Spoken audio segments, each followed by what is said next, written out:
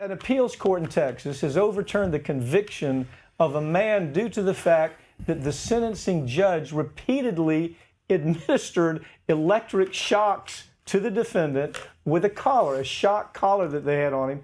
Actually, it's around his waist. But this was happening while the defendant was appearing in court. Now, to set this story up just a little bit, understand, judge is talking to the defendant.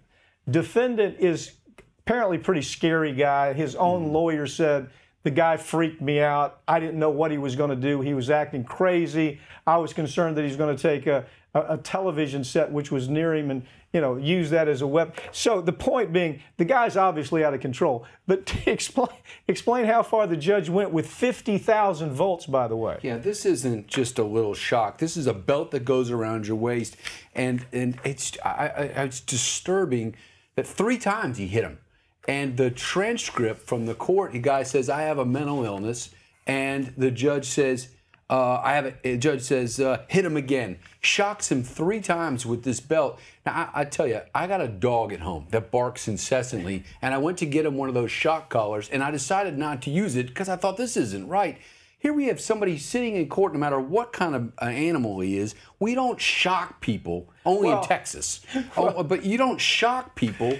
So, well, I mean, we weren't there, okay? We weren't there. But as I read the story, the transcript says a lot. The transcript says a lot. I have a history of mental illness. Hit him again, the judge says. The guy's in open court. He says, Judge, I have a history of mental illness, and they hit him with 50,000 volts. For the 3rd time. The defense lawyer is standing there saying, I'm freaked out by this. He doesn't even object. Well, look, they're running 50,000 volts through his body. You think he's going to act a little unusual? Well, the defense lawyer's name was Billy Ray. So only in Texas do you have a defense lawyer, Billy Ray. He doesn't object to his own client getting shocked. Yeah, wait, part of the transcript. This is a transcript. This is the defendant. Judge, I have a lawsuit pending against you. Deputy hit him with a shock. So the deputy hits him with 50,000 volts. Well, the end of the story is exactly what you would think. The guy gets a new trial. I mean, you can't stand there and jolt 50,000 volts. Was it? Am I overstating that number? It's 50. It was. No, it's 50,000 volts running through his body in little increments, not enough to kill him, but enough to get his attention. So the appellate court said, look, the guy has a right to be in trial. He has a right to be there while he's being accused of whatever. He has a right to defend himself.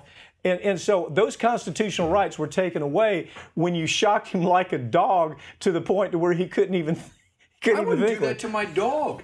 I mean, and the quote from the appellate court, a stun belt is a device meant to ensure physical safety, is not an operant conditioning collar meant to punish a defendant until he obeys a judge's whim. No, only in Texas. Looking back, they call it the stun belt, and it delivers a 50,000 volt shock. So the judge, he might have had some fun shocking this guy. He might have the guy was there on child abuse. He was apparently a serial child abuser, and no doubt the judge. Not a good guy. Not a good guy. But we don't shock. His defense lawyer is saying the guy's freaking me out because he's acting so crazy. The judge says, hey, I can fix that, and zaps him.